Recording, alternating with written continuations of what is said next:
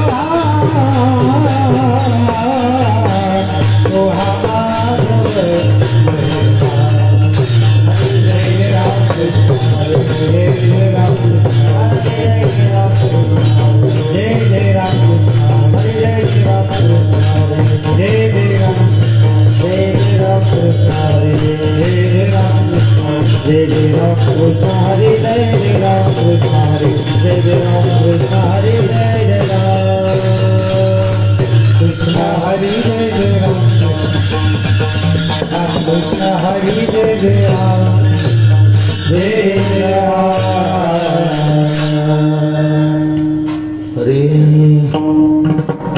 वाचे म्हणता गंगा गंगा वाचे म्हणता गंगा गंगा गंगा गंगा वाचे म्हणता गंगा सकल पापे जाती भंगा सकल पापे जाती भंगा सकल पापे जाती भंगा सकल पापे जाती भंगा सकल पापे जाती भंगा सकल पापे जाती भंगा सृष्टि पड़ता ब्रह्मगिरी सृष्टि पड़ता ब्रह्मगिरी सृष्टि पड़ता ब्रह्मगिरी सृष्टि पड़ता ब्रह्मगिरी दया नाहि यमपुरी दया नाहि यमपुरी दया नाहि यमपुरी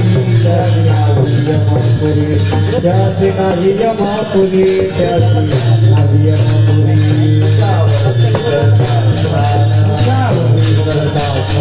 उषावृत्ति करता स्नान उषावृत्ति करता स्नान याति वैकुंठी राहाने याति वैकुंठी राहाने याति वैकुंठी राहाने याति वैकुंठी राहाने याति वैकुंठी राहाने याति वैकुंठी राहाने श्री करता ब्रह्मगिरि श्री करता ब्रह्मगिरि श्री करता ब्रह्मगिरि श्री करता ब्रह्मगिरि याति नाहि यमपुरी याति नाहि यमपुरी याति नाहि यमपुरी याति नाहि यमपुरी याति नाहि यमपुरी याति नाहि यमपुरी हे नाम हरे प्रदक्षिणा हरे प्रदक्षिणा हरे प्रदक्षिणा हरे प्रदक्षिणा पुण्याई गणना त्याची पुण्याई गणना पुण्याई गणना त्याची पुण्याई गणना पुण्याई गणना पुण्याई गणना पडता ब्रह्मगिरी पडता ब्रह्मगिरी वृत्ती पडता ब्रह्मगिरी वृत्ती पडता ब्रह्मगिरी त्याची नाही यमपुरी त्याची नाही यमपुरी त्याची नाही यमपुरी त्याची नाही यमपुरी त्याची नाही यमपुरी त्याची नाही यमपुरी देखो पार तुम्हारी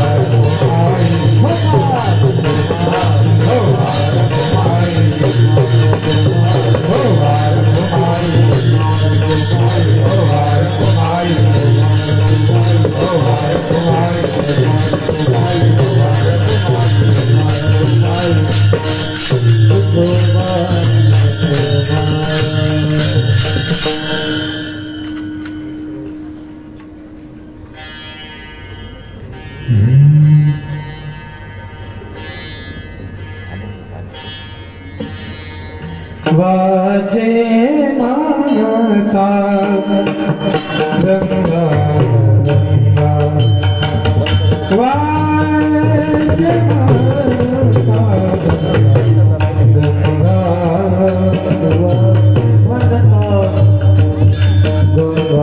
गंगा वाजे मानता गंगा गंगा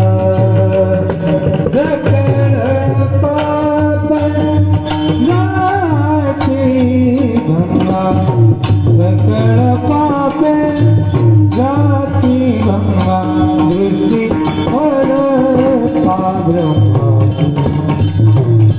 दृष्टि पड़ता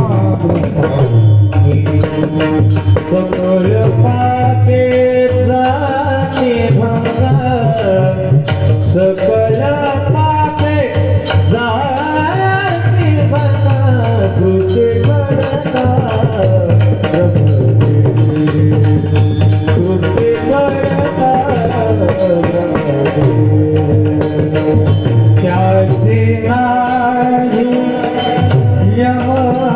यमपुरी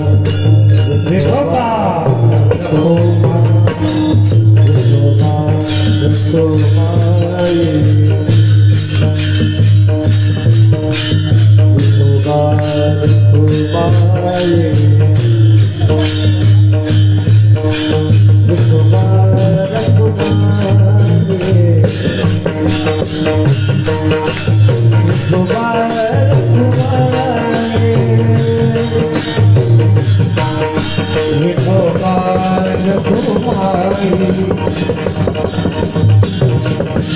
भगवान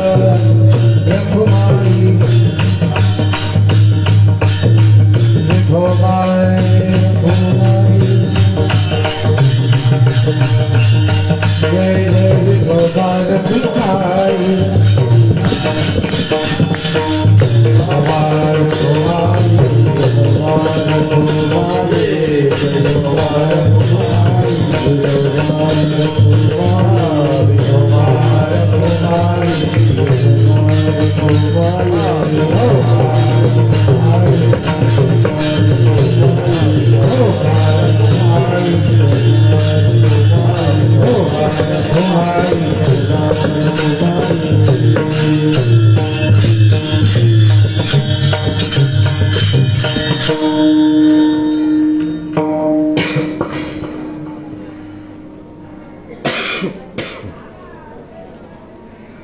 वाचे म्हणता गंगा गंगा सकळ पापे जाती भंगा दृष्टी पडता ब्रह्मगिरी तया नाही यमपुरी कुशावरती करिता स्नान त्यासी कैलासी राहणे दृष्टी पडता ब्रह्मगिरी त्यासी नाही यमपुरी नामा म्हणे प्रदक्षिणा त्याच्या पुण्या नाही गणना दृष्टी पडता ब्रह्मगिरी त्यासी नाही यमपुरी विठोबा रखुमाई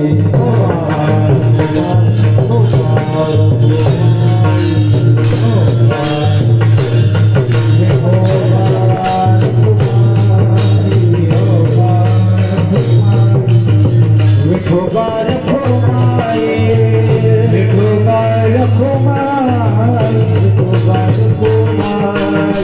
विठोबा रखुमाई विठोबा रखुमाई विठोबा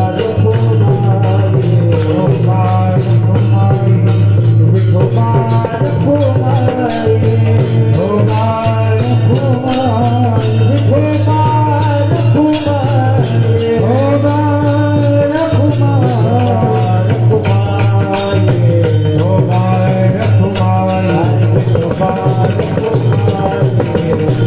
विठोबा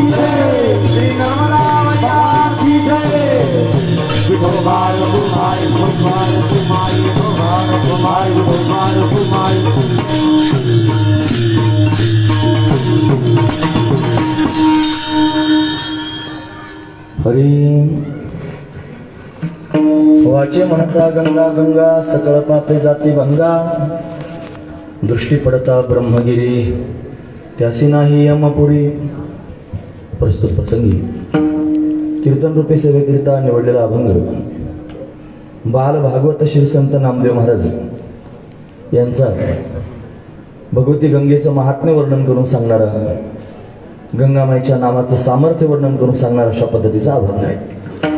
या अभंगामध्ये श्री संत नामदेव महाराज आपल्याला काय प्रतिपादन करून सांगतात तत्पूर्वी आपण एकदा संतांना नमन करूया।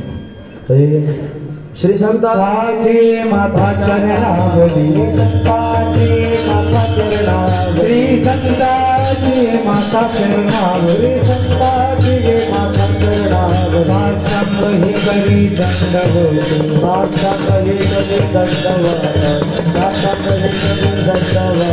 विश्रांती पावल संभाळा उत्तरी विश्रांती पावल संभाळा उत्तरी विश्रांती पावल संभाळा उत्तरी पावल संभाळा उत्तरी वाघरे अत्तरी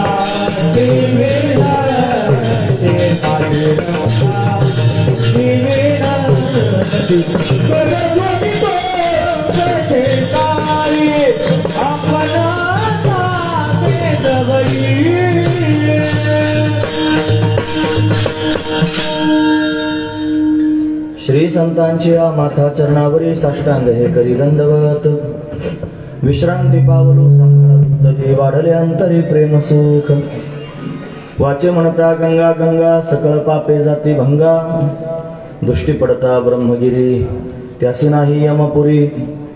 प्रस्तुत आज गंगा पूजनाच्या निमित्तानं असणारी भगवंताची ही कीर्तन रूपी सेवा ही अकारण करुणावरून आले.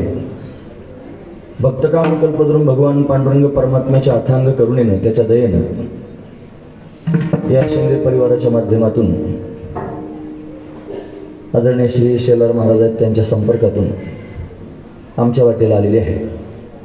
सेवेकरिता निवडलेला अभंग बालभागवत श्री संत नामदेव महाराजांचा आहे.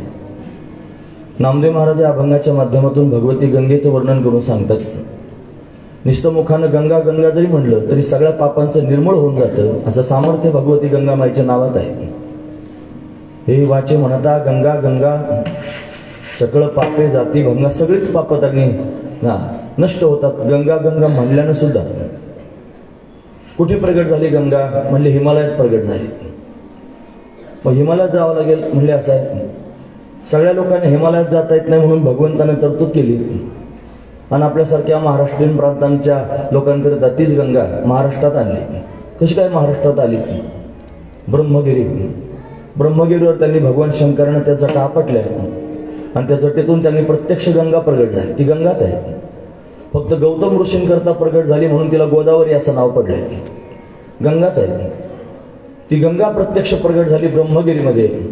असा श्रेष्ठ असणारा तो ब्रह्मगिरी पर्वत जिथं भगवान शंकराचं वास्तव्य आहे. गंगेचं त्यांनी उगमस्थान तिथून आहे. गंगाद्वार आपण तिथं पाहतो.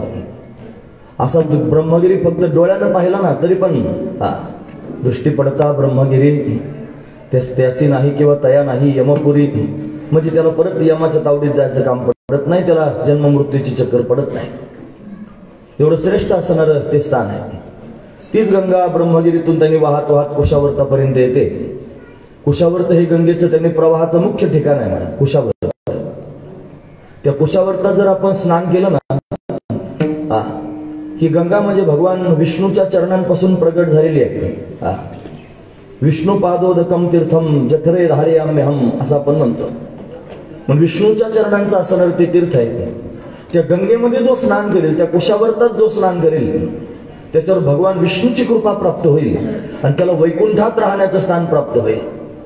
कुशावर्ती करिता स्नान त्याचे वैकुंठे राहणे. अभंगात वैकुंठ शब्द आहे. आपण बऱ्याच वेळेला कैलाशी राहणे म्हणतो. कुठे का राहणं होईना पण कुशावर्ताचं महात्म्य अतिशय श्रेष्ठ आहे महाराज. म्हणून अशी श्रेष्ठ त्यांनी गंगा ब्रह्मगिरीतून प्रगट झाली. ते उगमस्थानाला जर तिची आपण प्रदक्षिणा केली म्हणजे ब्रह्मगिरीला जर आपण प्रदक्षिणा केली तर केवढं सौभाग्य प्राप्त होतं महाराज. म्हणून नामामने प्रदक्षिणा त्याच्या पुण्यानाही गणना अगणित पुण्य त्यांनी म्हणत त्या ब्रह्मगिरीच्या प्रदक्षिणा प्राप्त होतं. का तर तिथं गंगा प्रत्यक्ष वास्तव्य करते म्हणून. असं सामर्थ्य त्यांनी भगवती गंगेच आहे आणि ते सामर्थ्य नामदेव महाराज या अभंगाच्या माध्यमातून वर्णन करून सांगतायत. असा अभंगाचा सरळ अर्थ पाहण्याचा आपण प्रयत्न केला. विठोबा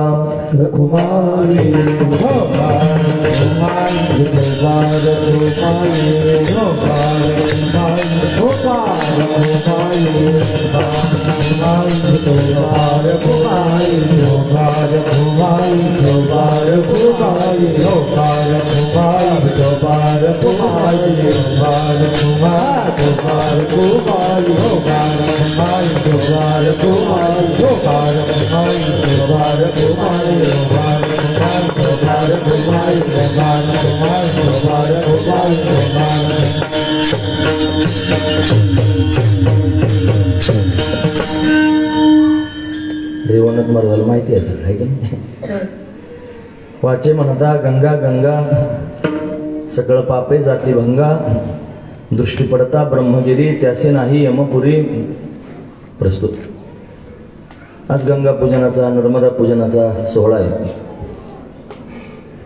आदरणीय हरिभक्तीपरायण श्रीमती मंजुळाबाई आईसाहेब त्यांनी आणि 4 धाम यात्रा पूर्ण केलेली आहे, नर्मदा परिक्रमा सुद्धा केलेली आहे, सगळ्या तीर्थांचं भ्रमण करून आणि सगळ्या तीर्थांना आपल्या घरी आणलेलं आहे. पण तीर्थ आपल्या घरी आणले म्हटल्यानंतर आपण त्यांचं स्वागत केलं पाहिजे, सन्मान केलं पाहिजे, पूजन केलं पाहिजे. म्हणून हा प्रघात आहे. तीर्थयात्रा करून आल्यावर 4 धाम करून आल्यानंतर माऊंद केलं पाहिजे. नामदेव महाराज आदी करून सगळ्या संतांनी तीर्थयात्रा केली आणि तीर्थयात्रा केल्यानंतर पांडुरंगाने स्वतःच माऊंद घातलं महाराज. हे माऊंद शब्दाचा अर्थ संस्कृतात आहे. संस्कृतामध्ये असा शब्द आहे मा वद. मा म्हणजे बोलू नको, वद मा म्हणजे नको आणि वद म्हणजे बोलू नकोस. म्हणजे ते अभिमानानं सांगायचं नाही असं त्याचा अर्थ आहे की त्याचा अभिमान धरायचा नाही. फक्त त्यांचं स्वागत करायचं, पूजन करायचं इथपर्यंत ठीक आहे, अभिमान करू नकोस असा त्याचा अर्थ. म्हणून माऊंद लोक त्याला हा अपभ्रंश शब्द करून टाकला माऊंद. असं माऊंद केलं जातं म्हणून हे माऊंदच आहे, माऊंद्याचा कार्यक्रम आहे, गंगा पूजनाचा कार्यक्रम. त्याला सुसंस्कृत नाव आता प्राप्त झालं गंगा पूजन. असं गंगा पूजन आज त्यांनी घडलेलं आहे. कालपासूनच पूजा सुरू झालेली आहे. आताच आम्ही घरी जाऊन आलो. शिंदे परिवाराने अतिशय आनंदानं प्रेमानं त्यांनी देवतांची पीठं मांडलेली आहेत, भूदेव आलेले आहेत आणि सगळ्या देवतांकरता हवन त्या ठिकाणी सुरू आहे. फार आनंदाचा सोहळा, आनंदाचा उत्सव आहे. या उत्सवामध्ये सेवा केली पाहिजे भगवंताची म्हणून हे हरिकीर्तन आहे महाराज. आणि या हरिकीर्तनामध्ये आपण सर्वजण सहभागी झालेलो आहोत. थोडा वेळ आपल्याला चिंतन करायचं आहे, 1 तास. 11:15 तर वाजले, कारण 12च्या पुढे तुम्हीच कसं तरी बघायला लागतात, म्हणजे त्याच्या हातच आपलं थांबलेलं चांगलं असतंय. आज आनंदाचा क्षण आहे. आदरणीय श्री काळे महाराज या ठिकाणी उपस्थित आहेत, बनकर महाराज आलेले आहेत. सर्वच त्यांनी महाराज मंडळी माझ्या डोळ्यासमोर दिसत आहेत आणि या सर्वांच्या समवेत भगवंताची सेवा करते. खुर्चीवाल्या लोकांनी खुर्च्या उचलून थोडं पुढे या आणि चपला जर घातली असतील चपला काढून ठेवा, कीर्तनात चप्पल घालायची नाही. या समोर थोडेसे हे विठोबा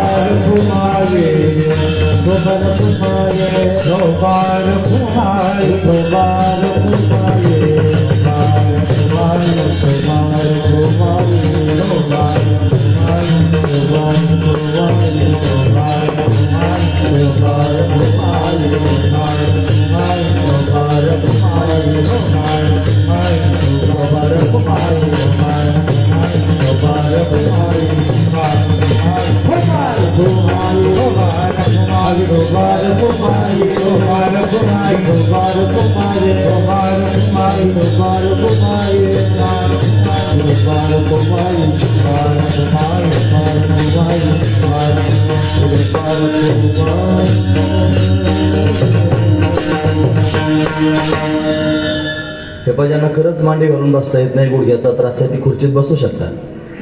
खुर्चीत बसण्याबद्दल आमचं दुमत नाही, थोडं जवळ बसले म्हणजे ऐकायला मिळेल चांगलं. वाचे म्हणता गंगा गंगा सकळ पापे जाती भंगा. गंगा पूजन आहे पण गंगेचं महात्म्य सांगितलं पाहिजे, गंगेचा महिमा वर्णन करून सांगितलं पाहिजे. बघा ना, नामदेव महाराजांनी केवढं श्रेष्ठत्व सांगितलं. फक्त तोंडानं गंगा गंगा म्हणलं तरी सुद्धा पुण्य प्राप्त होतं, सगळे पाप निवृत्त होऊन जातात, तेवढं सामर्थ्य गंगेमध्ये आहे. प्रायश्चित्त वर्णन करून सांगितलं शास्त्रामध्ये. 2 प्रकारचं प्रायश्चित्त आहे, एक साधारण प्रायश्चित्त आणि एक असाधारण प्रायश्चित्त.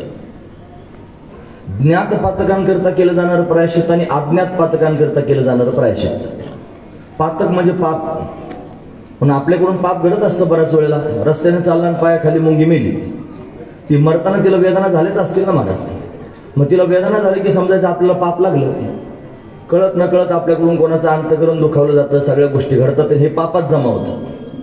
पण असं पाप जर आपल्या हाताने घडलं, जाणून केलेलं पाप असतं, काही अजाणतेपणानं केलेलं पाप असतं. या दोन्ही पापांचं क्षालन करण्याची तरतूद आपल्या धर्मात आहे. आपला धर्म असा आहे महाराज, अतिशय श्रेष्ठ आहे की ज्याच्यामध्ये या सगळ्या गोष्टी त्यांनी मांडल्या जातात, त्या अनुभवाला येतात. नुसतं मानणं गोष्टी वेगळी, अनुभव पण असला पाहिजे ना. मग धर्म अतिशय महत्वाचा आहे आणि आपण फार भाग्यवान आहोत महाराज. आपलं सौभाग्य आहे, आपण सनातन वैदिक हिंदू धर्मात जन्माला आलो. याच्यासारखं काय सौभाग्य असलं पाहिजे. दुसऱ्या धर्मामध्ये ही तरतूद नाही महाराज. आपला धर्म अतिशय श्रेष्ठ आहे. या धर्मामध्ये ही स्थिती वर्णन करून सांगितले जाते म्हणून त्यांनी पातक घडलं तर त्याचं निर्मूळ करायचं पण काम करता येऊ शकतं. म्हणजे एखादं पाप जर आपल्याला माहिती आहे आणि ते पाप माहिती आहे, समजा संन्याशानं जर त्यांनी धन घेतलं, संन्याशानं सोनं घेऊ नये, धन घेऊ नये, जर संन्याशानं धन घेतलं तर त्याला प्रायश्चित्त सांगितलं. त्या प्रायश्चित्ताला असाधारण प्रायश्चित्त असं म्हणायचं. काय प्रायश्चित्त सांगितलं? त्यानं धनाचा त्याग करायचा आणि 3 दिवस उपवाशी राहायचं. इथे 3 दिवस असा नियम आहे महाराज. हे प्रायश्चित्त आहे. म्हणजे ज्ञात पातक पातक कोणतंही माहिती आहे, सोनं घेतलं हे पाप आहे आणि ते सोनं घेतलं याचं पाप लागलं म्हणून ते पाप निवृत्त करण्याकरिता त्यानं सोन्याचा त्याग करायचा आणि 3 दिवस उपाशी राहायचं. हे त्याचं त्यांनी निर्मूळ करण्याचं साधन आहे, प्रायश्चित्त आहे. हा द्रव्य त्यागपूर्वक 3 दिवसाचा उपवास करायचा म्हणजे काय? हे प्रायश्चित्त आहे आणि ते असाधारण प्रायश्चित्त आहे. पण काही असे पाप असतात जे आपल्याला माहितच नाही आपल्या हाताने घडलेले आहेत म्हणून, कळत न कळत त्यांनी पाप घडतात की नाही. जैन मुनी ते तोंडाला असं लावतात ना, का बरं लावतात? त्याचं कारण ते पाणी आपण पितो ना, पाण्यामध्ये जीवजंतू असतात. वक्ते बाबा म्हणायचे की वरतून कधीच पाणी प्यायचं नाही. जर ते प्यायचं असलं तर तोंड लावून पाणी प्यायचं. तांब्याला ग्लासाला तोंड लावायचं मग पाणी प्यायचं. लोक म्हणतात हा तोंड लावून पाणी नाही पिलं पाहिजे, वरतून पिलं पाहिजे. वरतून जर आपण पाणी नरड्यात टाकलं तर त्या पाण्यामध्ये सूक्ष्म जीवजंतू असतात जे आपल्या डोळ्याला दिसत नाही आणि त्या जीवजंतूंना वरतून तोंडात टाकल्यानंतर घशामध्ये खोल दरी असल्यासारखं वाटतं आणि ते घाबरून अशा पद्धतीने नरड्यात जायच्या आधी मरतात बऱ्याच वेळेला. त्यांना वेदना होतात. म्हणून आपल्याकडून ते सुद्धा पातक घडतं म्हणून त्यांनी वरतून पाणी प्यायचं नाही.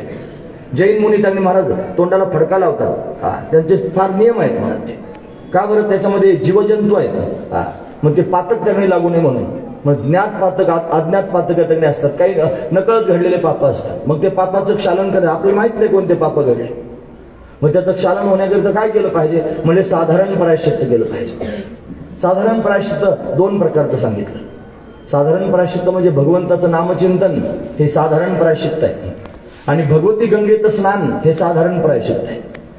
गंगा स्नान आणि नामस्मरण 2 गोष्टी सांगितल्या. जर तुम्ही भगवंताचं नामचिंतन कराल तर त्या नामचिंतनाच्या प्रभावानं काय होतं? अनेक जन्मातले पाप जळून जातात. कसे जळतात? म्हणजे तृण अग्नी मिळे समर्थ झाले तैसे नामे केले जपत आहे. एखादी गवताची गंजी असावी फार मोठी वळई आणि फक्त थोडी काडी त्याला लावून द्यावी, सगळी वळई काही क्षणात जळून भस्म होते. तसं भगवंताचं एक नाम असं श्रेष्ठ आहे की त्या नामाच्या प्रभावानं त्यांनी महाराज अनंत जन्मातले पाप निवृत्त होतात. अनेक प्रमाणे मला आपल्या समोर सांगता येईल. हे नाम संकीर्तन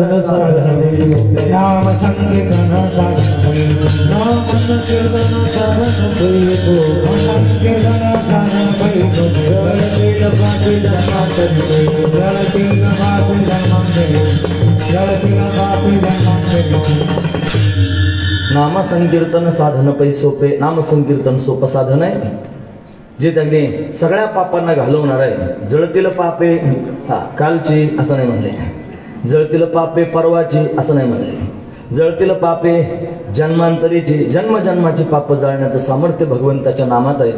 व नाम हे त्यांनी साधारण प्रायश्चित्त आहे. आणि गंगा स्नान, गंगेमध्ये तेवढं सामर्थ्य आहे महाराज. गंगा म्हणजे काय हो? कशी गंगा प्रगट झाली असेल? तुम्ही ऐकतात ना सर्वजण, थोड्याच वेळ बोलायचंय, इकडे इकडे बघू नका, लक्षपूर्वक ऐका. गंगा कशी प्रगट झाली? म्हणे भगवंतानं वामन रूप धारण केलं. बळीचं त्याने राज्य आलं, बळीनं त्रैलोक्याचं राज्य हडप करून घेतलं आणि स्वर्गातले देवदेवता हिन दिन होऊन फिरायला लागले. मग देवतांची असणारी माता आदिती, तिला चिंता पडली.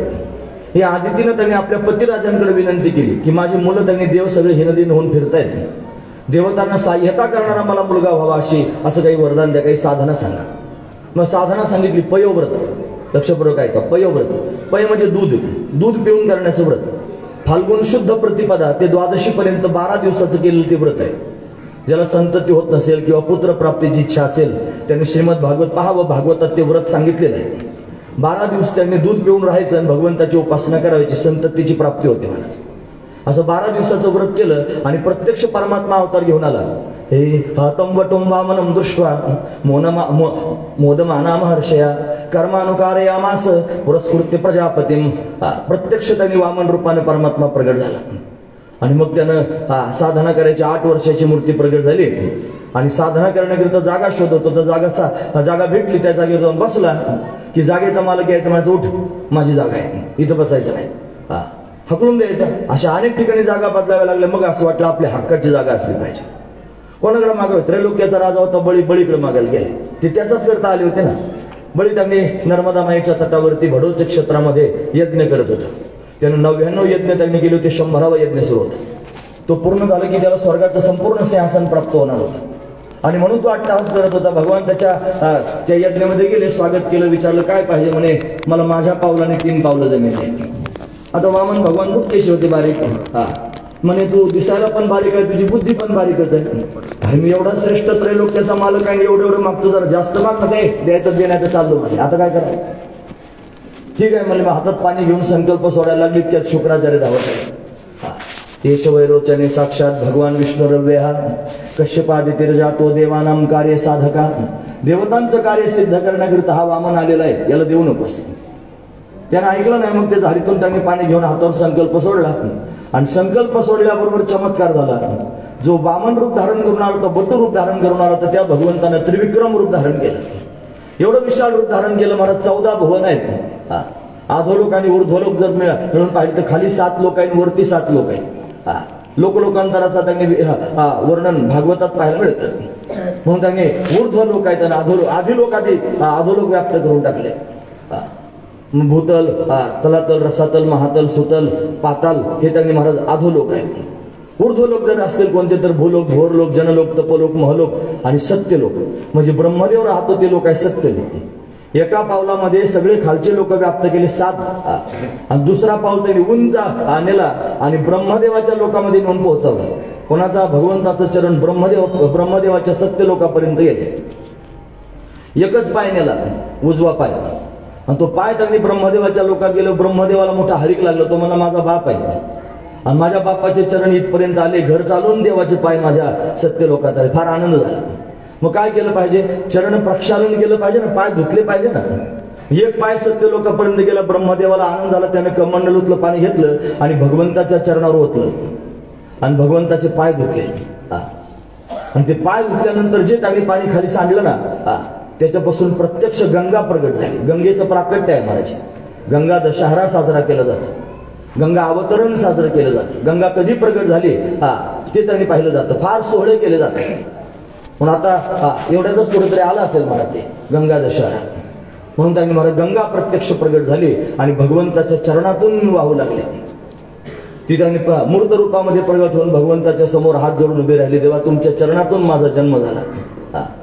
ब्रह्मदेवानं त्यांनी पाहिलं प्रत्यक्ष गंगा प्रगट झाली. तिचं काय सामर्थ्य आहे, ही काय समर्थ आहे, तिचं सामर्थ्य सांगा तरी.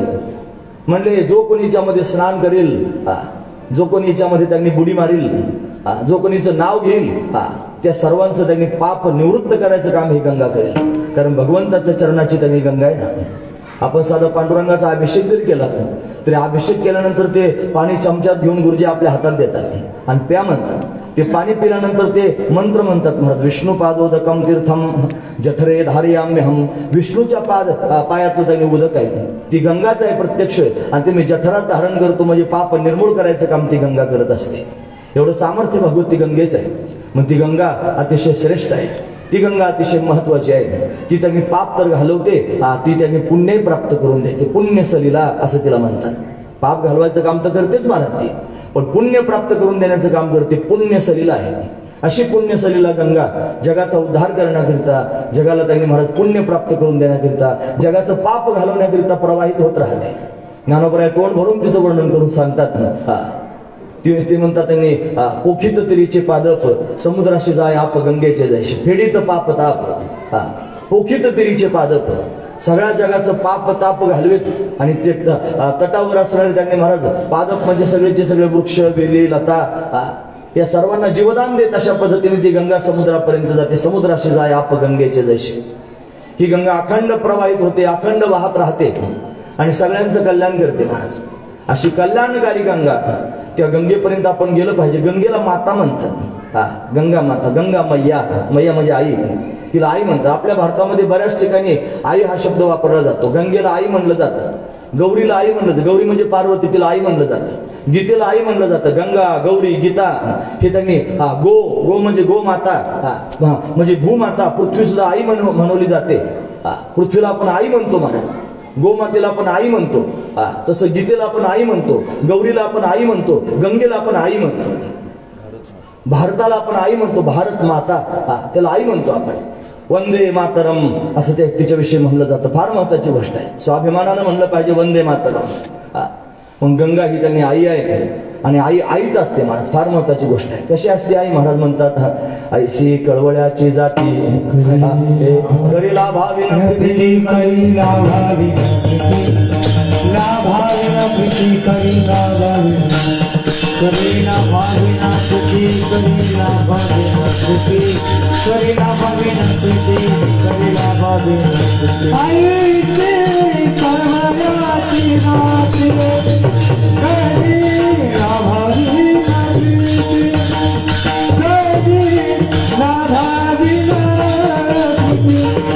करी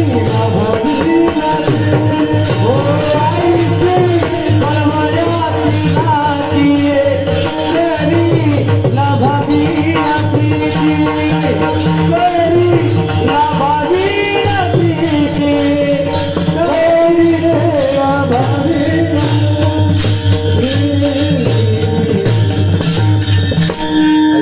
कळवळ्याची जाते करी लाभाविन प्रती. कोणत्याही प्रकारचा लाभ नसताना प्रेम करणारी जात असते तिला आई असं म्हणतात. काही लाभ नाही, लाभाचा काही विचार नाही. जसं गंगा आहे ना महाराज, गंगेला आपल्याकडून काही लाभ नाही, उलट नुकसान आहे. काय नुकसान आहे? आपलं पाप आपण देऊन जातो तिला. पाप शालन करते ना, आपलं पाप देण्याकरिता आपण जात असतो. म्हणून गंगा पाप घालवते. गंगा पापम शशितापम दैन्यम कल्पतरुस्तथा. म्हणून पापम तापमच्या दैन्यांच्या हंती साधू समागमात. म्हणून त्यांनी पाप घालवायचं काम जर कोण करत असेल तर गंगा करते. ताप घालवण्याचं काम जर कोण करत असेल तर शशी म्हणजे चंद्र करतो. दैन्य जर कोण घालवत असेल तर कल्पतरू दैन्य घालवतो. तसं गंगेचं सामर्थ्य आहे पाप घालवणं, ही तिचा त्यांनी महिमा आहे महाराज. विनाकारण पाप घालवते. काय आपण देत नाही, जातो बुडी मारतो आणि बुडी मारलं की त्यांनी आपलं सगळं पाप काढून घेते महाराज. विनाकारण लाभाविन प्रीती. लाभा वाचून प्रेम करणारी जात आहे, आई आहे महाराज. म्हणून गंगा माई आहे. पण आपण सर्वजण तिच्यापर्यंत गेलं पाहिजे, तिची यात्रा केली पाहिजे. फार महत्वाची गोष्ट आहे. आता प्रपंचात शेंडे सगट बुडालेले लोक, त्यांना काय तीर्थयात्रेचं महत्व कळायचं? त्यांना ते त्यांचं घर म्हणजेच तीर्थ वाटतं आणि त्यांची बायका पोरं म्हणजे तीर्थातले देव वाटतात. म्हणजे फक्त त्यांचीच रात्रंदिवस सेवा करीत राहायचं आणि पूजा करीत राहायची. मग त्यांची पूजा केल्यानंतर आता ते तीर्थातले देव प्रसन्न झाले तर काहीतरी देतात तरी. आणि घरातले देव जर त्यांनी महाराज जन्मभर पूजा केली तरी लाथा घालतात, दुसरं काय करतात? आणि बापटे सांगत नाहीत कोणाला लाथा खाल्ल्यामुळे. घरात असताना मारते तोंड दाबून बोक्याचा मार, पान उतारा तरी करते, तोंड तरी टाकते. त्यांना फार कौतुक वाटतं महाराज. त्याचं माझा मुलगा, माझी सून, माझी मुलगी असं त्यांनी महाराज फार कौतुकानं वाटतं महाराज. हे काही चांगले वागत नसतात, सांगत नाहीत लोक कोणाला. हा महत्वाचा विचार.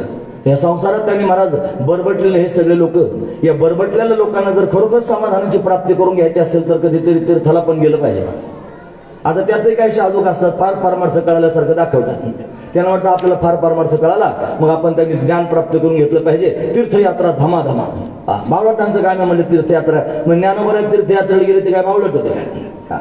नामदेव महाराज आधी करून सगळे संत तीर्थयात्रेची आळी वळी आपण पाहतो की नाही महाराज मालिकेमध्ये. मग तीर्थयात्रा तर संतांनी पण केली. नवे त्यांनी तीर्थयात्रेकरिता विशेष रूपाने सांगितलं. तीर्थव्रती भाव धरी रे करुणा शांती दया पाहुणा हरी करी. तीर्थयात्रेच्या ठिकाणी भाव धर.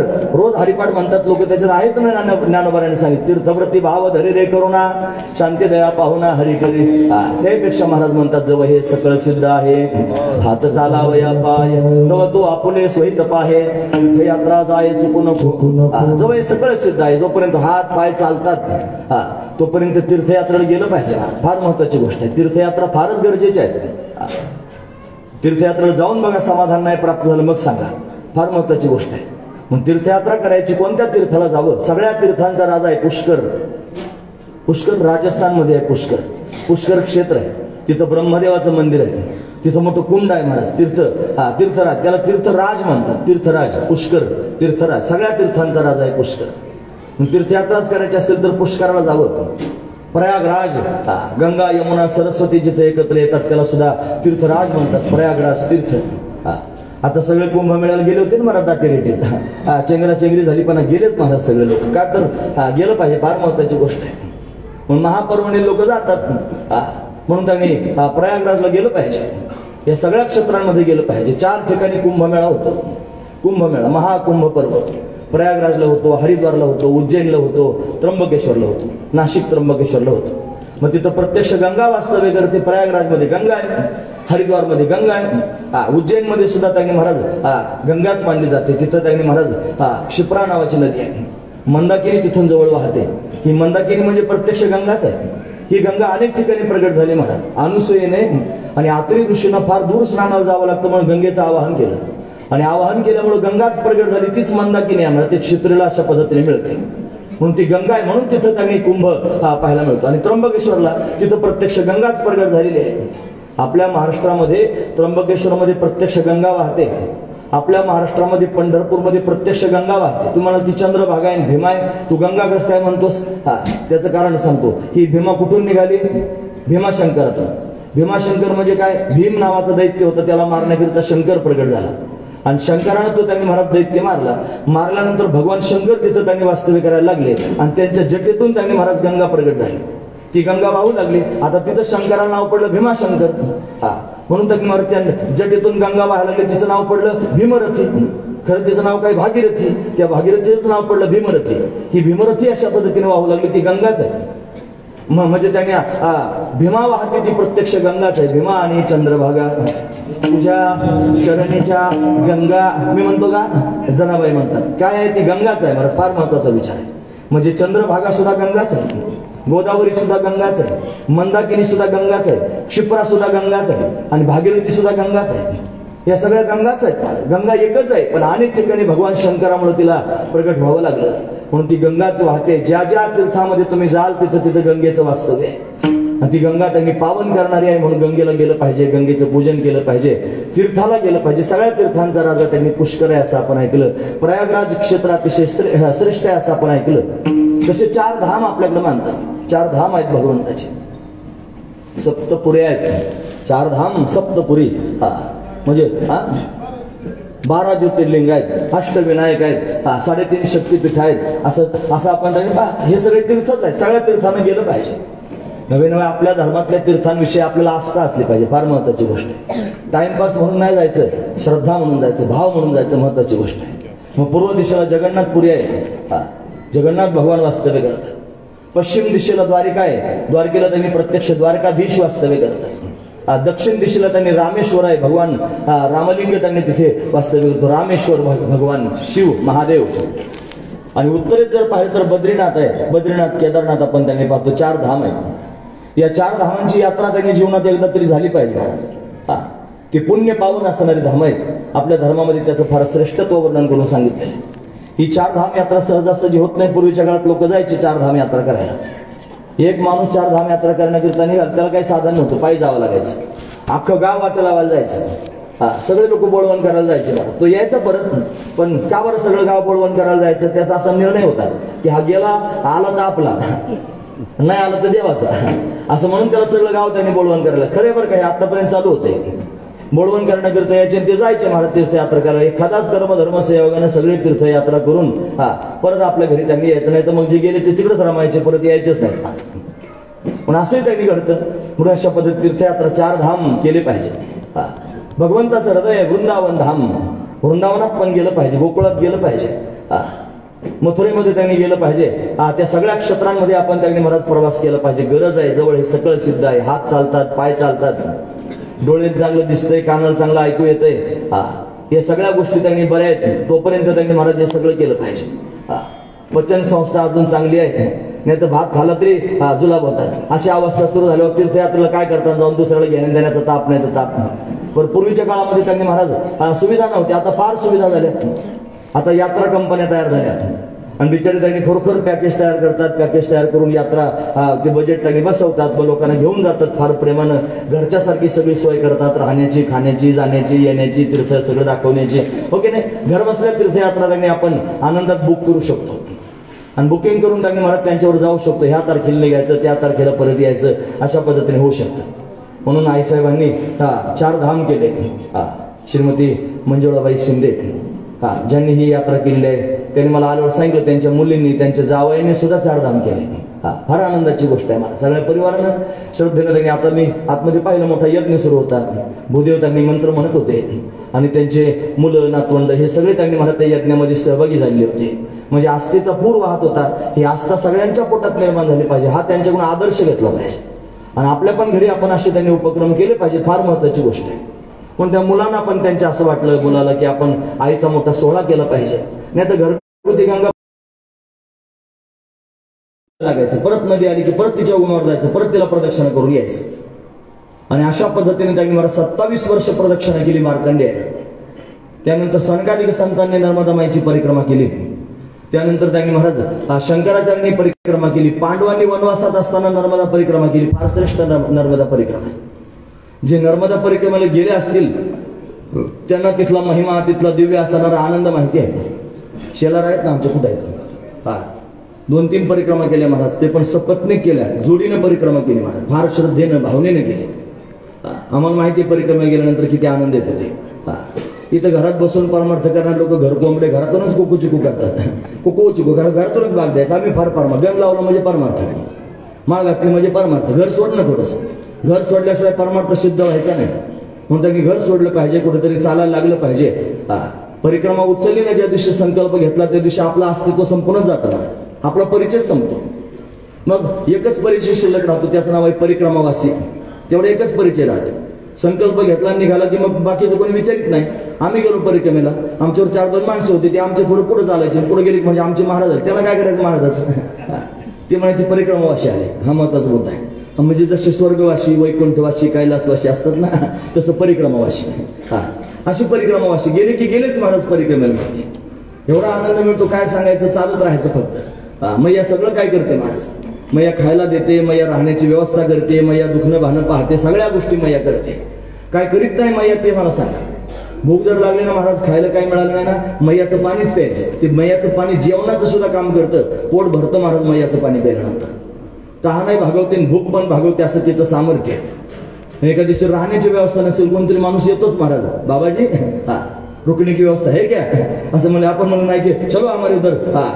थोडे माणसं असले की घरात, प्रत्येक लोकांच्या घरात व्यवस्था होते, खाऊ घालायचं काम करते. बाबाजी कुछ खाया क्या, नाही म्हणलं की जेवायचं ताटच समोर येत आहे महाराज. बिस्किट तरी वाटतील, चहा तरी आणून देतील, फक्त मनात आलं पाहिजे चहाची तलब झाली आता, चहा प्या. आम्ही नाही ते चहा पण पाहिलं रस्त्याने.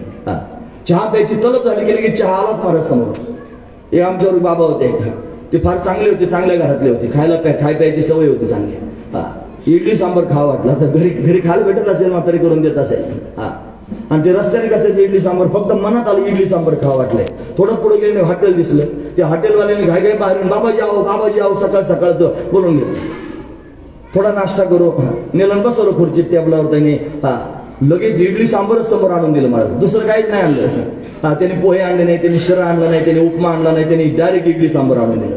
फक्त मनात आलं इडली सांबर, बरेच दिवस झाले खाल्लं नाही, लगेच इडली सांबर. मैया म्हणजे कामधेनूच आहे, मैया म्हणजे कल्पतरू आहे, मैया म्हणजे चिंतामणी आहे, मैया म्हणजे काय म्हणा, ती सर्वस्व देणार आहे. तिच्या तटावर जाऊन बघा म्हणजे तुम्हाला कळेल नर्मदा परिक्रमेचं काय महात्म्य आहे. फार मोठी गोष्ट आहे महाराज. आम्हाला त्याचा प्रत्यक्ष अनुभव आला. मैया म्हणजे चांगली डॉक्टर आहे. आम्हाला कान दुखायला लागला त्या भालोदला गेल्यानंतर, ते दत्तमूर्ती आहे ना भालोदला एक, तिथं त्यांनी इतका कान दुखला, भयंकर कान दुखत होता, काय करावं आता. मला डॉक्टरकडे जायची सुद्धा सूट नव्हती. मग ते गेले आमच्या बरोबरचे डॉक्टरकडे, जाऊन गोळ्या आणल्या, औषध आणलं, कानात औषध टाकलं, गोळ्या खायला दिल्या, पण तरी सुद्धा कान थांबला नाही. 1-2 दिवस फार कष्ट सहन केले, इतका कान दुखला, भयंकर वेदना, ठणकच लागत होतं. मला आता औषधाने फरक पडत नाही, मग काय केलं पाहिजे. म्हणलं मैयासारखं कोण डॉक्टर आहे. मैयाचं पाणी घेतलं आणि कानात घातलं, जे होईल ते होईल. कानातच पाणी ओतलं महाराज, बडबड कान दुखायचं बंद झालं, अजून नाही दुखला परत. मग असं सामर्थ्य त्यांनी महाराज मैयाचं आहे. असे समर्थ असणारी नर्मदा मैया, ती पण गंगाच आहे महाराज. तुम्हाला तुला गंगाच, सगळ्याला क्षिप्रा म्हणलं तरी गंगाच म्हणतो, मंदाकिनी म्हणलं तरी गंगाच म्हणतो, भीमा म्हणलं तरी गंगाच म्हणतो. तसं नर्मदेला पण गंगाच म्हणतो, गंगाच आहे ते. 3 प्रकारच्या गंगा आहेत, लक्षपूर्वक आहेत. एक आहे वैष्णवी गंगा, दुसरी आहे ब्राह्मी गंगा, आणि तिसरी आहे माहेश्वरी गंगा. वैष्णवी गंगा म्हणजे भगवान विष्णूच्या पायातून प्रगट झाली, आता आपण तिची कथा ऐकली, ती वैष्णवी गंगा. ब्रह्मदेवापासून प्रगट झालेली गंगा आहे, तिचं नाव आहे सरस्वती. गंगा यमुना सरस्वती आपण पाहतो ना, ती सरस्वती ब्राह्मी गंगा. आणि भगवान शंकराच्या घामातून प्रगट झाली, भगवान शंकराची कन्या ती म्हणजे नर्मदा. ही नर्मदा म्हणजे माहेश्वरी गंगा. माहेश्वरी गंगा 3 प्रकारच्या गंगा आहेत. म्हणून आपल्याला त्यांनी वैष्णवी गंगा चांगल्यापैकी माहिती आहे, तशी त्यांनी माहेश्वरी गंगा म्हणजे नर्मदा हे पण आपल्याला माहित असलं पाहिजे. आता सगळ्या लोकांनी सरस्वती कधी पाहिलीच नाही, कारण ती प्रगट रूपाने वाहत नाही ना, त्रिवेणी संगमात प्रगट होते. ती माना नावाचं गाव आहे. माना म्हणजे तुम्ही जर बद्रीनाथाला गेलात ना तर त्याच्या पुढे व्यासी आहे आणि त्याच्या पुढे माना नावाची माना बॉर्डर आहे. त्या माना बॉर्डरकडे त्यांनी म्हणत ती प्रगट झालेली आहे. व्यासांच्या आश्रमापासून वाहत होती. फार जास्त आवाज होता, तिचा खळखळाट जास्त होता. आणि व्यासदेवजी लिखापडी करत होते, म्हणजे पुराणांची रचना करत होते. तिच्या आवाजाने त्यांनी विक्षेप होत होता. मग तिला म्हणजे तू गुप्त हो. पण ती एकाच जागेवर गडप झाली महाराज. वाहते थोड्या अंतरापर्यंत वाहते, एकाएकी गडप झाली. तिचा व्हिडिओ पाहिला आम्ही प्रत्यक्ष. फार दुरून त्यांनी वाहत येताना दिसली, जागेवर गडप झाली. ती त्रिवेणी संगमातच प्रत्यक्ष प्रगट झाली. ती ब्राह्मी गंगा आहे. तशी वैष्णवी गंगा, ब्राह्मी गंगा आणि माहेश्वरी गंगा म्हणजे नर्मदा माहेश्वरी गंगा आहे. तिचं सामर्थ्य काय सांगा महाराज. या नर्मदा माईला त्यांनी महाराज फार वैशिष्ट्य प्राप्त झालेलं आहे. तिने मूर्त रूप धारण केलं होतं. तिचा विवाह ठरला होता महाराज सोनभद्रा बरोबर. सोनभद्र नावाचा त्यांनी राजकुमार आहे, त्याच्याशी तिचा विवाह होता. तुम्ही ऐकत ना सगळेजण, लग्नाचं सांगायला लागलंय. लग्न त्यांनी जमलं होतं. आणि तिची दासी होती, तिचं मैत्रीण, तिचं नाव जुहिला होतं. जुहिला दुसऱ्या दिवशी लग्न, आज त्यांनी काहीतरी सामग्री घेऊन जायची नवरदेवाला देण्याकरता. आणि म्हणून त्यांनी ताटामध्ये वस्त्र आभूषण नवरदेवाकरता दिले. पण ही मैत्री नाही, ते पश्चिमेला प्रवाहित होणार. ती म्हणजे तापी.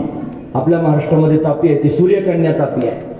तप्ती, ती सुद्धा पापाचं निर्मूळ करणारी आहे. तिचं फार मोठं सामर्थ्य आहे महाराज. म्हणून ती तापी सुद्धा पश्चिमेला वाहते. कोणाला भेटत नाही, कोणाला संगम नाही महाराज. बाकीच्या नद्या तिला भेटतात, शेवटपर्यंत तापीच राहते, समुद्राला जाऊन मिळते गुजरातमध्ये. तशी नर्मदा माई सुद्धा त्यांनी महाराज वाहते. आणि ती त्यांनी वाहत वाहत रत्नासागराला जाऊन मिळते. रेवासागर, रत्नासागर असं त्याचं नाव आहे. म्हणून नर्मदा माई त्यांनी पश्चिम दिशेला वाहू लागली. तो सोनभद्र होता, तो त्यांनी महाराज खजील झाला. आणि त्या अमरकंटकच्या उंच कड्यावरून त्यांनी पाठीमागच्या बाजूला उडी मारली आणि तो पूर्वेकडे व्हायला लागला. त्याचा सोनभद्र नावाचा नद तयार झाला. नदी नाही, नद आहे महाराज. सगळ्या नद्या असतात पण त्याला एकट्यालाच त्यांनी पुरुषवाचक नाव आहे, नद. सोनभद्र त्याचं नाव आहे. पुढे जाऊन ती जुहिला पण नदीच झाली महाराज. ती जुहिला पण वाहत गेली, वाहत वाहत जाऊन परत सोनभद्रालाच मिळाली पुढे जाऊन. म्हणून अशा पद्धतीने तो प्रवास त्यांचा झालेला आहे. अशी नर्मदा माई अतिशय श्रेष्ठ आहे. तिने तपश्चर्या केली. भगवान शंकर प्रसन्न झाले आणि प्रसन्न झाल्यावर विचारलं काय पाहिजे तुला सांग. भगवान शंकरानं विचारलं काय पाहिजे. तिनं सांगितलं तुम्ही जर प्रसन्न असाल तर मला वरदान द्या. मला अखंड तुमचं सानिध्य प्राप्त होऊ द्या. तुम्ही अखंड माझ्या सानिध्यात राहा. पहिलं वरदान मागितलं. आणि दुसरं वरदान मागितलं माझ्या तटावरती अनेक ऋषीमुनींचं, साधू संतांचं वास्तव्य व्हावं आणि सत्संग व्हावा आणि सर्वांना मोक्ष प्राप्तीची साधना प्राप्त व्हावी असं मला वरदान द्या. आणि म्हणून त्यांनी दोन्ही वरदान भगवान शंकराने देऊन टाकले. ते म्हणले नर्मदे, तुझ्या पात्रामध्ये जेवढे दगड असतील, जेवढे धोंडे असतील, जेवढे कंकण असतील ते सगळे शंकर मानवले जातील. म्हणून नर्मदेच्या पात्रात असलेले गोटे आहेत ना, त्याची प्राणप्रतिष्ठा करावी लागेल. त्यांचे प्रत्यक्ष नर्मदेश्वर महादेव आहे महाराज त्याच्यामध्ये. प्रत्यक्ष नर्मदेश्वर महादेव त्याच्यामध्ये वास्तव्य करतो. आणि दुसरं वरदान होतं, तिच्या तटावर संत महापुरुष राहतात, साधना करतात. ते स्वतः साधना करण्याकरिता पण काही राहतात आणि सिद्ध असणारे महापुरुष उद्धार करण्याकरिता पण राहतात. सत्संग घडतो. ज्याला खरंच सत्संगाच्या दृष्टीने परिक्रमा करायची ना, तो त्यांनी परिक्रमा करायला गेला की साधू संतांच्या भेटीमध्ये जाऊन त्यांचा सत्संग करतो. आता आमचं तसं नव्हतं, आम्हाला तर पळायचं होतं. त्यांनी सुटले की पळाले. पळत पळत पळत पळत नसती परिक्रमा. त्यांनी कोणी आश्रमात नाही, कोण्या संतांजवळ नाही, थांबायचं नाही. 40 किलोमीटर एका दिवशी चालायचं. भेटले महापुरुष सुद्धा, संतही भेटले.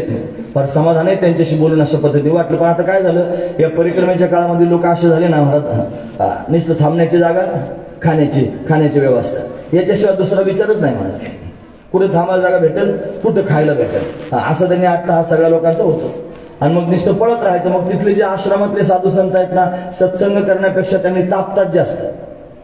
आणि तापून त्यांनी पुढे बसले, अलीकडे बस तापतात आणि तापून रागावतात. मग ते रागावले की फटकेच न घालतात काही लोक, उठ बांधतात त्यातून. म्हणजे ते सत्संग लांब राहतो आणि लोक घाण पण करतात ना काही लोक. मग ते सगळं खापर महाराष्ट्रातल्या लोकांच्या डोक्यावर फुटतात. काही नाही, महाराष्ट्रात लोक फार निर्मळ आहेत महाराज. महाराष्ट्रातल्या लोकांसारखे निर्मळ लोकच नाही पाहिले नाही. बाकीचे सगळे मला कोणाला नाव नाही ठेवायचं. असे खदरे हेंद्रे खरकटे कसे पण हिंडते, त्याच्यात घाण करणारी ते आणि खापर फुटतं महाराष्ट्रातल्या लोकांच्या डोक्यावर. खरं आहे की नाही हे. आणि आपलं रुबाबात घेते पोवरतून तर आणखी डोकं लावायचं, खवळत राहायचं. हे आता परिक्रमेची अशी अवस्था झाली. पण खरी परिक्रमा त्यांनी मला 3 वर्ष 3 महिने आणि 13 दिवसांची आहे पायी परिक्रमा. अशी परिक्रमा त्यांनी अनेक लोक करतात. 3-3 वर्षाची परिक्रमा घेतलेली लोक आम्ही पाहिले. काही दंडवती परिक्रमा करतात, दंडवतच घालत चालायचं, असे पण लोक आम्ही त्यांनी पाहिले. अनवाणी चालणारी लोक आम्ही पाहिले. पायात त्यांनी, आता तुम्ही चाला बरं अनवाणी बाहेर, थोडे पायात चप्पल न घालता थोडे 500 फूट 500 मीटर चालून बघा काय होतं. एवढं त्यांनी 3,500 किलोमीटर बिगर चपलाचं चालणं काय सामान्य गोष्ट आहे का? ते बिगर चपलाची त्यांनी परिक्रमा करतात, तपश्चर्या करतात. तिनं वरदानच मागितलं माझ्या तटावर तपस्वी आले पाहिजे. पण सगळे तपश्चर्या करण्याकरिता जातात. अशी नर्मदा माई अतिशय श्रेष्ठ आहे. म्हणून गंगा ती माहेश्वरी गंगाच आहे महाराज. म्हणून तिचं नुसतं नाव तोंडात जरी आलं तरी सुद्धा त्यांनी पुण्य प्राप्त होतं. नर्मदा, नर्म म्हणजे सुख आणि दा म्हणजे देणारी, सुख देणारी, समाधान प्राप्त करून देणारी नर्मदा आहे महाराज. ती जगाचं कल्याण करण्याकरिता वाहते, आत्मज्ञान प्राप्त करून देते. सुख कुठे आहे? आत्मस्वरूपाच्या जवळ आहे. सुखाची व्याख्या करताना त्यांनी महाराज व्याख्या केली, किंबहुना सोय जीव आत्मयाची आहे ते तर जे होय त्या नाम सुख. पण जीवाला आत्मस्वरूपाचा बोध प्राप्त होणं हेच सुखाचं लक्षण आहे. नर्मदा माई सुख देते म्हणजे काय करते? तिच्या तटावर चालणाऱ्या व्यक्तीला आत्मज्ञान प्राप्त करून देते. हा तिचा महिमा आहे महाराज. पण जो कधी नर्मदा परिक्रमेला जाईल तो त्यांनी महाराज आत्मज्ञानी होऊनच घरी येईल असं सामर्थ्य नर्मदा माईच आहे. नर्मदा परिक्रमा पण केली पाहिजे. आदरणीय आई साहेबांनी नर्मदा परिक्रमा पण केली महाराज गाडीमध्ये. फार महत्वाचा मुद्दा. कीर्तन तेवढ्या करताच आहे ना. त्यांनी परिक्रमा केली, त्यांनी चारधाम केलं आणि म्हणून आपण या ठिकाणी गंगामाईचं पूजन करतो आहोत, म्हणून त्यांचं वर्णन करून सांगतोय. म्हणून अशा पद्धतीनं परिक्रमा पण केली, गाडीनं परिक्रमा केली. आता नाही चालता येत, वय झाल्यानंतर पायी चालणं थोडं कठीण असतंय. पण नाही पायी चालता येत ना तर गाडीनं तरी नक्की परिक्रमा करावी. काही गाडीवाले असे पण आहेत महाराज की जे परिक्रमेला लोकांना घेऊन जातात आणि जिथं चालण्यासारखी कंडिशन असेल ना तिथं खाली सोडतात. ते म्हणतात थोडे चाला पायी 4-5 किलोमीटर 10 किलोमीटर चालायला लावतात. परत गाडी पुढून येते आणि परत आम्ही गाडीनं 2दा परिक्रमा केली. त्यावेळेला त्यांनी आम्हाला लक्कलकोटच्या जंगलात सोडून दिला आधी आणि सोडून चालत यायला लावलं. मग गाडी पुढच्या बाजूने त्यांनी जिथं गाडी रोडला येऊन मिळते तिथं आली. आम्ही मधून पायी अशा पद्धतीने गेलो सुरुवातीला. म्हणजे गाडीने ज्यावेळेस परिक्रमा केली त्यावेळेस अशी पण परिक्रमा करता येते. काही ठिकाणी पायी चालायचं, काही ठिकाणी गाडीत बसायचं. काही लोक वर्षाला परिक्रमा करतात. इथून परिक्रमा उचलायची, परिक्रमा घेऊन त्यांनी चालायचं. चालत चालत जिथपर्यंत आपल्याला जाता येईल तिथपर्यंत जायचं. गेल्यानंतर चांगलं एखादं ठिकाण परिचय करून घ्यायचा आणि आपला दंड, कमंडलू, मैया असं एका जागेवर ठेवून द्यायचे आणि तिथून आपल्या घरी निघून यायचं. आणि घरी आल्यानंतर त्यांनी काय करायचं? मग पुन्हा त्यांनी मला पुढच्या वर्षी सवड भेटली की परत तिथंच जायचं आणि तिथून परत आपला दंड कमंडल उचलायचं आणि परत चालायला लागायचं. जेवढं चालता येईल तेवढं चालायचं, परत तिथं ठेवून द्यायचं, परत घरी यायचं. अशी पण परिक्रमा लोक करतात. काही पायी करतात, त्यांनी अर्धी थकले जमले की परत गाडी बनवून घेतात, मग गाडीनं पूर्ण करून घेतात. अशाही परिक्रमा त्यांनी झालेल्या आहेत, होतात. प्रतिकूलता त्यांनी आली की सगळ्या गोष्टींना सामोरं जावं लागतं. पण गाडीनं सुद्धा परिक्रमा होत असते. त्यांनी 22 दिवसात परिक्रमा केली, काहींनी 15-16 दिवसात परिक्रमा केली. अशा परिक्रमा त्यांनी घडतात. म्हणून त्यांनी चारीधाम केलेले आहेत आणि नर्मदा परिक्रमा पण अशा पद्धतीने केलेली आहे. आणि श्रेष्ठ असणारी नर्मदा परिक्रमा त्यांच्या हातानं, चारीधाम यात्रा त्यांच्या हातानं घडलेली आहे आणि गंगेची सेवा घडलेली आहे. म्हणजे जी गंगा त्यांनी म्हणायची जेवढी पावनी आहे, जग पावन पावनी गंगा, सगळ्या जगाला पावन करणारी असणारी ती गंगा ती घरापर्यंत आणली आणि घरी आणून कृतज्ञता म्हणून त्यांनी अशा पद्धतीने तिचं पूजन केलेलं आहे. आणि त्या पूजनाचा आजचा असणारा सोहळा आहे. म्हणून त्या गंगेचं महात्म्य, तिचा महिमा आपल्या समोर वर्णन करून सांगतोय. काय महिमा गंगेचा आहे? म्हणजे अरे तोंडानं गंगा गंगा जरी म्हणलं तरी सगळ्या पापांचा नाश करते, एवढं सामर्थ्य भगवती गंगेचं आहे. महाराज वर्णन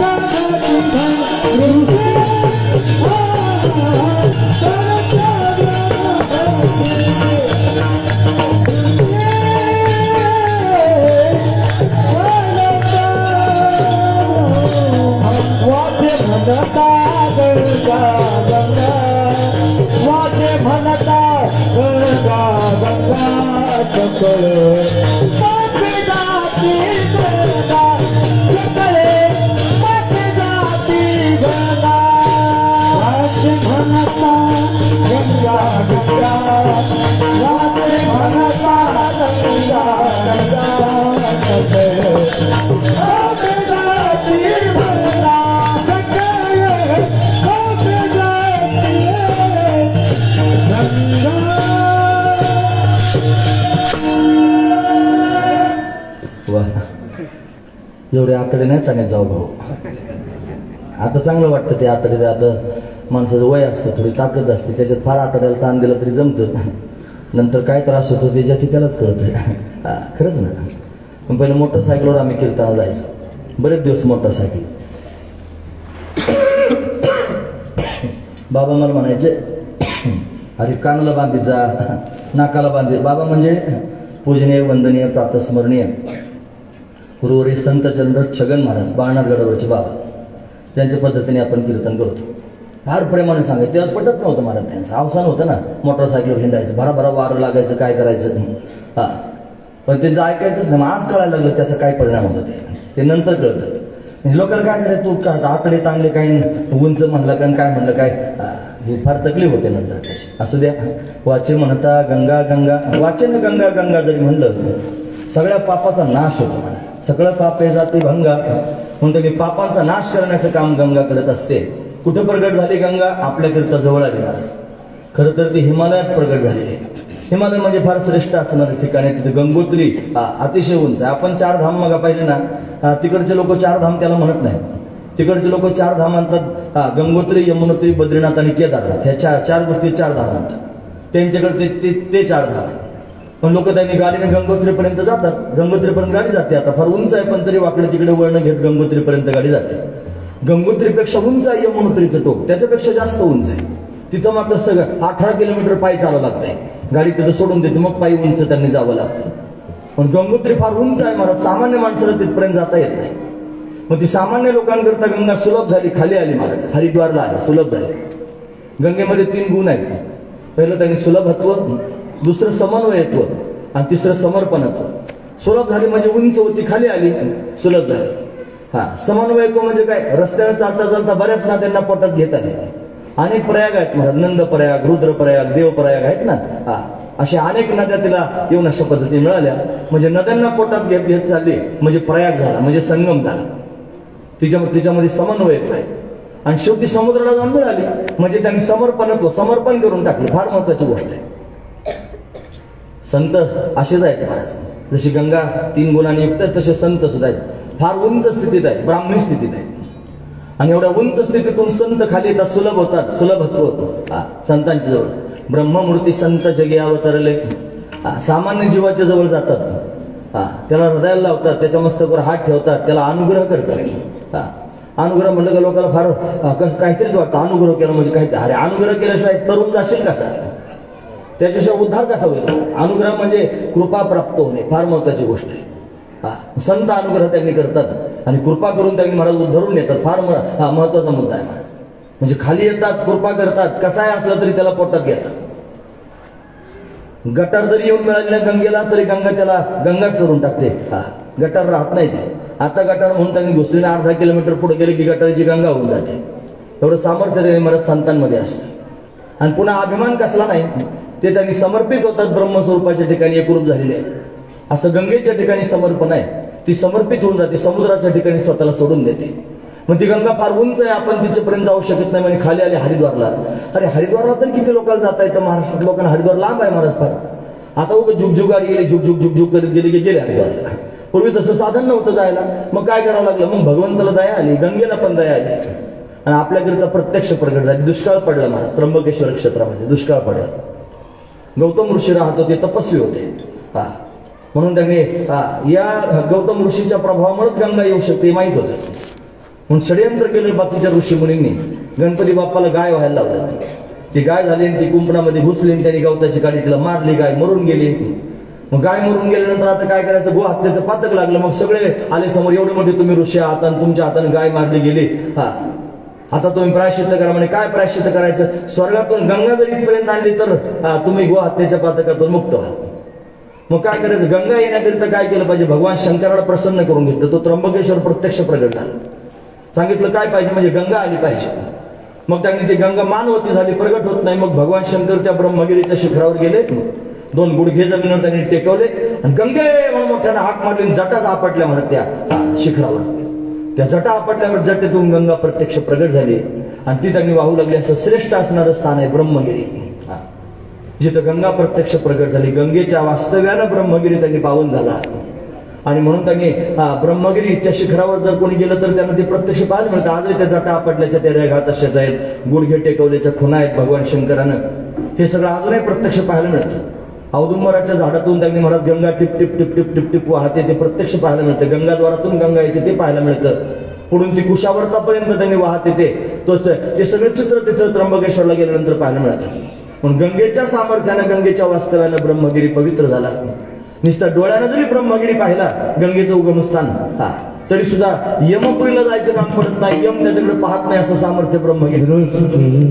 दृष्टी पडता